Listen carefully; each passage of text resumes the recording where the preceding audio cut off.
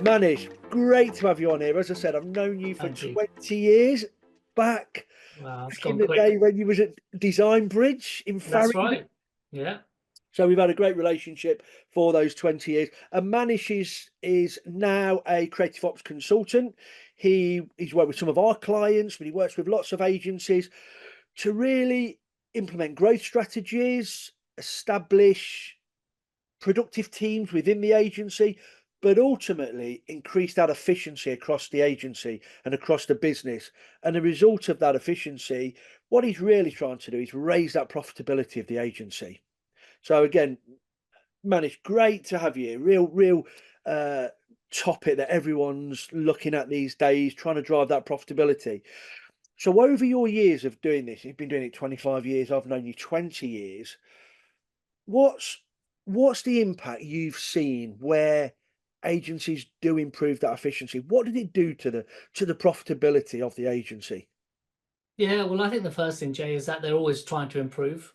They don't Yep. rest on their laurels. As the agency grows, there are going to be different types of challenges. And I think I always say that, processes are never just like a one and done thing. It's always under constant review. And the key thing is always be reviewing properly, 6 months, where are we at, what's working, what's not working, and not wait for that crack to get bigger. If Yeah. something's not right, then you need to get on it and try and fix it. And it's just about continuous improvement. And that's the difference I notice from agencies that do really well versus others that probably stagnate, is that they're not spending enough time constantly reviewing their ways of working. Okay, that's interesting. So that whole adage that what got you here actually won't get you there. 100%. Yeah, Okay. exactly that. So we know we know, and I do this role for many years now. We know that improving your efficiency can absolutely have a direct impact on driving up profitability. So why do you feel so many agencies, they have a great team, they've got great clients, they've got a real potential to achieve healthy profit margins? And for me, a healthy profit margin in an agency is probably north of 18% EBIT. I would say that's a healthy profit Yeah. margin. But it feels in the industry that we struggle to do that. And a lot of agencies sit around that 10 to 12% EBIT. Why is that? Because we've Well, got great clients, great people. Why do we struggle yeah. to drive those margins? Well, I think agencies sometimes forget that they're a business first. Let's be honest, they don't set their agencies up to make huge amounts of money. They do it to do great work, to win awards, to be recognized by their peers. So it's not the first thing they think about is I'm going to set up an agency and, make lots of money. They're thinking, well, actually, I want to have the freedom to do great work, to choose the type of clients I work on. So it's not actually, at the forefront of their thinking. The reality is a lot of agencies very rarely even get a double-digit profit. And Yeah. I think it carries on for a certain point, but the reality is they are a business first. They've got overheads, they've got high salaries to pay, and if they're not making a profit, they're not going to be sustainable. And even their team, they're going to want pay rises, they're going to want bonuses. So an agency's biggest asset is its people. Lots of talk around AI. It's not there yet to replace the key people within your agency, and you need to keep them motivated, not just through good work, but you've got to pay them what their true value is. And if you're not making a decent profit, you're going to struggle to retain that top talent as well as grow your business. Yeah, that's true. I mean, the salary ratio when I joined this industry was typically you try to keep your total salary costs to about 55% Yeah, of GP. And just for reference, for me, GP is sales less third party costs. I'm not putting any time in there like delivery time. I'm yeah, keeping that in my overheads. I know some people do it slightly different, but that figure was always around 55%. And it was probably true when we first met when you yeah, were at Design Bridge. I'm now seeing that creep up to north of 65% yeah. in my clients. What are you seeing with your clients? Is that a similar story? Is that Yeah, absolutely. Even when the overall rate card hasn't increased and clients are still charging what they were charging years ago, the salaries are going up because that's what the cost of talent is. There's been this sort of holy grail that, the £100,000 per person per head is sort of the figure. But that hasn't changed for the last 20 years. no? And ultimately, those rates aren't going up, the fees aren't increasing, but the salaries are going up. And ultimately, when you're working in a talent-based field where it's all about that creativity and hiring the best people, then there's a lot of competition out there. And a lot of growth gets stagnated because agencies have got the work, but they haven't got the people. So then you're forced to have to pay more, sometimes above the odds, to retain your top talent. But that can have a massive impact on the agency if they're not getting that balance right. Yeah, that's true. I mean, the number of agencies in the UK currently stands at just north of 30,000 agencies across all disciplines. And in the last 10 years, I think 16,000 agencies have been created. Wow. So you talk about that competition out there. There is a huge amount of competition out there. So yes, retaining that talent, having to pay the wages.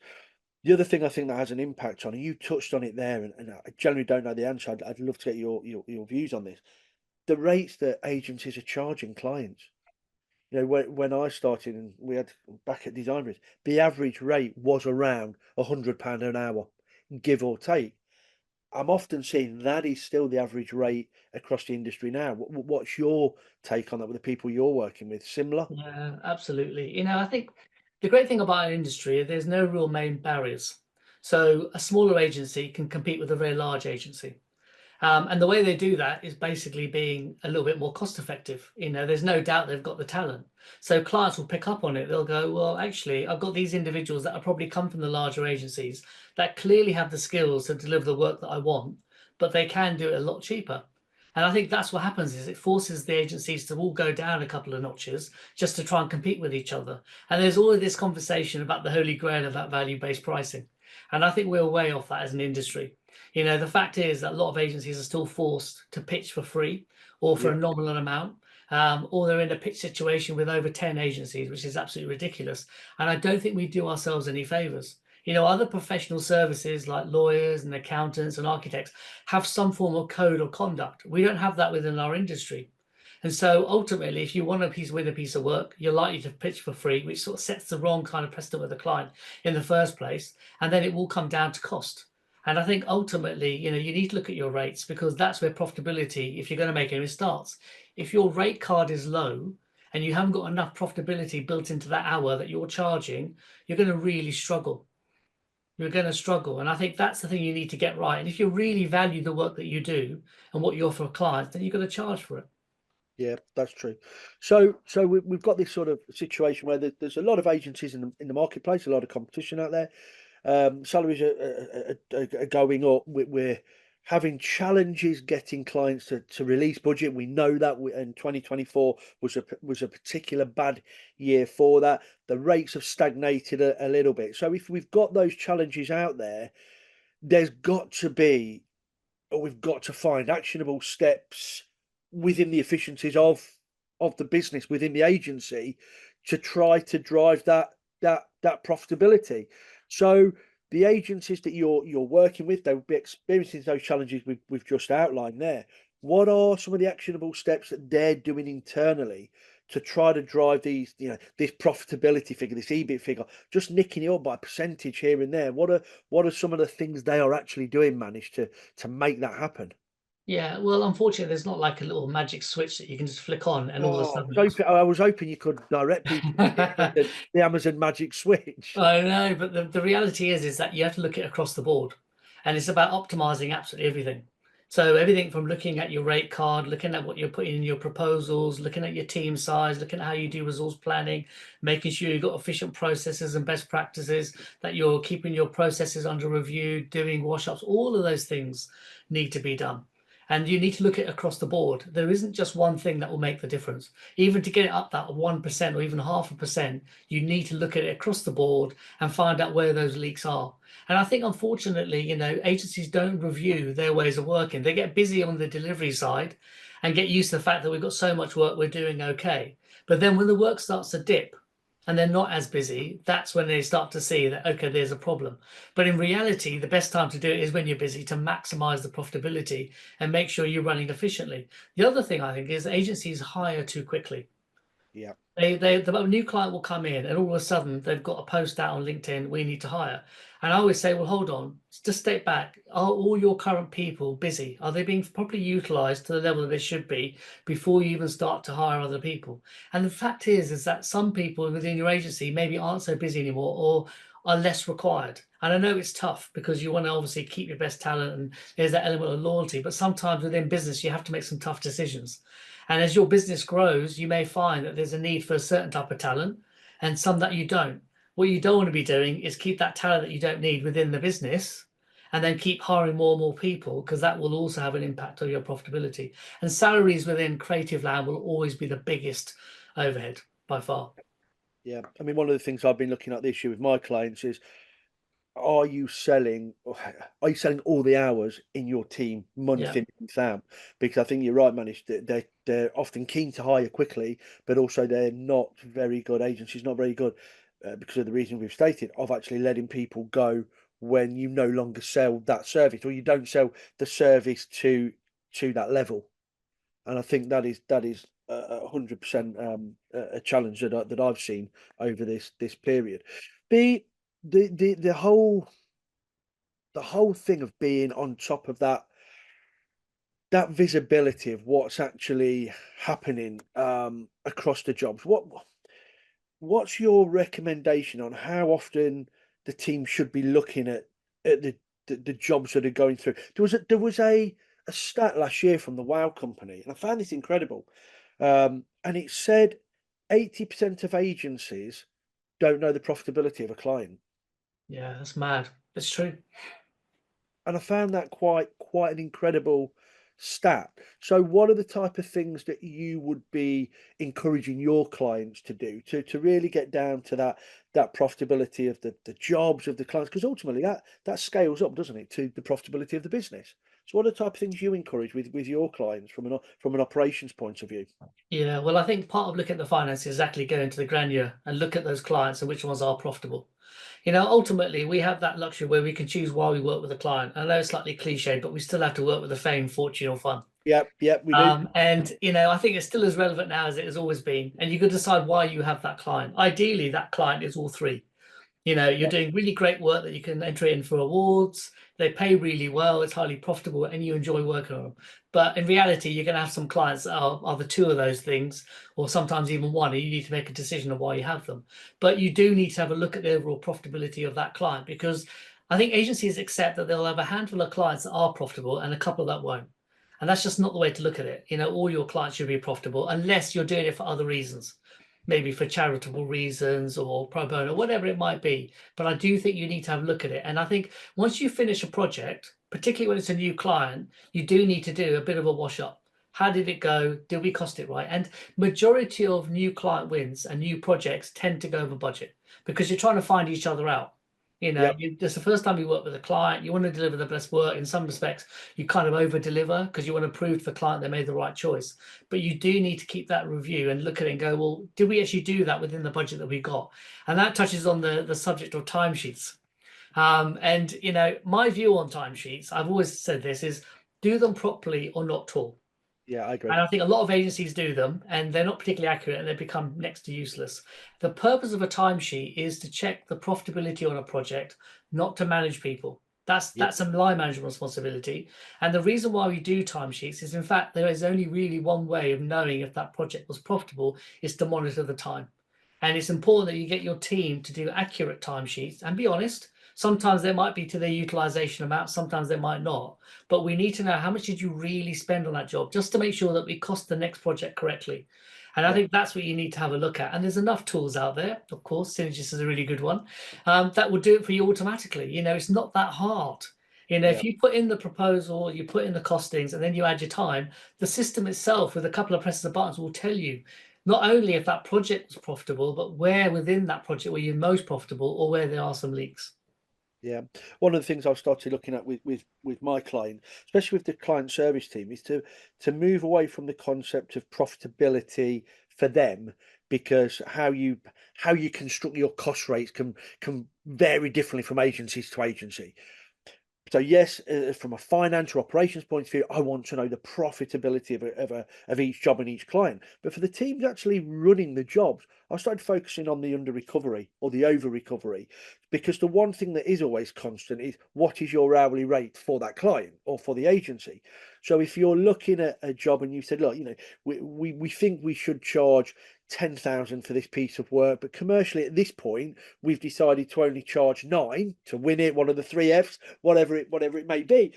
We're making that decision at that point to have a 90% recovery, and just monitor it to that 90% recovery, because ultimately then finance and ops can pick up what was the real profitability, but the people managing the client and the job only have to focus then on that one. Did we charge all the hours we should have, or were we in that 90% recovery position? So that's one thing I've started looking over the last 18 months, really encouraging people to do that.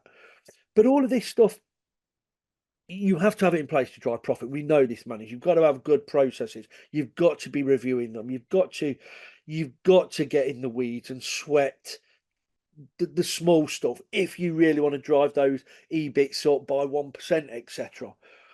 But one of the things that often comes back to, because of the industry we're in, it's a creative industry, whether that's design or digital or PR, that, and you alluded to at the beginning, people didn't set the business up to make money.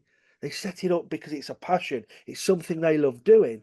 So how, or have you seen agencies that, I guess, to really balance the creativity of the business alongside the commercials, and they've recognized, have they recognised that operational deficiencies will like set them apart and put them on a path for growth? So yeah, how will people manage that? We've got to be creative, but we've also got to be commercial.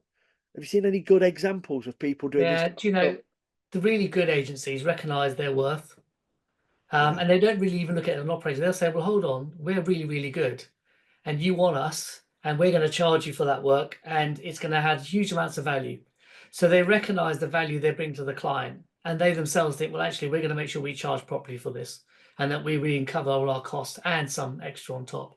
And I think that's the way to look at it is, if you're really good, which most of the agencies that we work with are, then charge for the time, because ultimately, the clients are getting huge amounts of value from you. The amount that they actually make from your success, the projects that you deliver is huge amounts, and we only charge a fraction of what they do as far as what they make. A good example is on packaging design. So, and we see this all the time, where you see a reference of a pack that was looking pretty poor, and then once it was designed, it was 150% increase in sales, flying off the shelves. flying off the shelf. And that the agency probably charged about 20, 30 grand for that, but that company made an extra couple of million. And I Yeah, think ultimately, when you have an existing design and you've produced something new and it's going to work for the client, you should be in a position to charge properly for that. Now, of course, when it comes to value-based pricing, that's going to be a bit of a challenge, but ultimately, to show the value. The agencies I've worked with in the past love the fact that clients would come back to them and say, you are too expensive, because then they knew they were doing the right thing. They didn't yeah, want to be told that actually that's quite good value, that's quite competitive. yeah. They like the fact that they come around and go, you're really expensive. And they go, yeah, absolutely. But then if you want the best, you have to pay for the You have best. to pay for the And best. the reality is, ultimately your agency is made up of people. The best people are never going to be cheap. Best Yeah, people, as in within the agencies, know their true value, and you have to pay top dollar. And if you're not paying top dollar, you won't retain them. And it amazes me how clients will give pay rises, or agencies will give pay rises to their people to retain them, but they very rarely increase their rates. The yeah, fact is, if you're having to increase pay rises every year, you're going to have to increase your rates every year. And that's hard. You don't want to have to go back to the client and say, oh, we need more, we're going to increase our hourly rate. But if you tell the client in advance at the beginning of that relationship that we do review our rates on an annual basis, and that's because we have to retain the best, then you stand a better chance of actually increasing them later down the line. But if you're increasing your salaries and you're not increasing your rates, you are going to get to a point where you're actually devaluing every hour that you spend with that client, and you are going to end up with a bit of a problem. okay. So what you've basically described there is a mindset shift within the agency. You're describing value the great work you take to your client and actually drive their businesses forward based on the great work Yeah, you're doing. Build commercially sound contracts that actually highlight that and put yeah, that in front of the client, which is really having that open and upfront conversation before the relationship starts. And I guess it's not approaching the client or a new organization you're hoping to get to be a client cap in hand. That's what you're saying. You're saying approach this with, we actually deliver great work for you, which will drive your business forward. And Absolutely. I agree. I mean, I always say to people in our business, the agency works, nobody comes to work, finds a bag of money and says, let's give this the agency works. They reach out to us because they believe we can solve a problem for them, which is going to drive their business forward. Yeah. So that for me is a mind shift change that maybe agencies need to think how they do that. And also I think the coaching and mentoring around the team, you mentioned value-based pricing. I agree. I think we are a long way off it, but I think it's because we don't coach or mentor our teams in the process of actually delivering the methods to get value-based pricing. Yeah. Okay, so I think there's some great stuff there around that mind shift change, and then really driving those commercials. Manish, can you believe it's 9:53? Is it really? God, Yeah, that's gone too quick. I told you, man, this thing goes really, really quick. It's been so great getting you on there, not least because I got to wear my 80s Tachini tracksuit on a Friday. That's really pleased me. Manish, before our A game guests go, and I've really enjoyed having you on here. We always ask them for one little nugget of advice. Now, today I think you've given loads of great things for people to go away, and I can imagine people been scribbling down on the remarkables or on the old-fashioned pen and paper. Um, what's one bit of advice, one nugget that you would give an agency that's maybe a little bit struggling with their operations, their processes, their EBIT's not really been driving up over the years? One bit of advice, you say, look, just start thinking of this to make a difference. Start thinking of this. What would that be? Well, I think the reality is there's always going to be things that need to be improved. It's never a done deal. You know, if your agency is growing, you're always going to have to review stuff. And I would say that when you spot something that's not right, get on and fix it straight away. Yeah, You know, things don't get better over time. You know, you need to fix it straight away. And I think what I see is when I get called, you know, they've had a problem for about 6 months to a year. And at first they've seen the problem and they've ignored it. And then they try to fix it. And then it's just got too late. And then they need to get some external help. It doesn't need to go that way. You know, if you spot something that's not right, get on and find out why is it not working, whatever it might be. And ultimately, if you spot it within one project, then it could lead into being an impact on other projects. So just don't wait. Look into it, find out why it's not working, and try and find a solution. And if you find out that it was a one-off, happy days. However, if you find out, hold on, this is a crack that could have got a lot bigger, and we prevented it getting to the stage where it's quite serious, and we prevented that, then that's all better. brilliant. So if you spot a problem, lean straight into it. Don't Go, back yeah, away from it. absolutely. Lean into Too it and many get it agencies wait. They wait. They let it get bigger and bigger to the point of then also they got a bigger problem. If something's not right with your agency, then whatever it might be, you need to get on it and try and fix it because it could lead to bigger problems down the line where you could have solved it a lot sooner.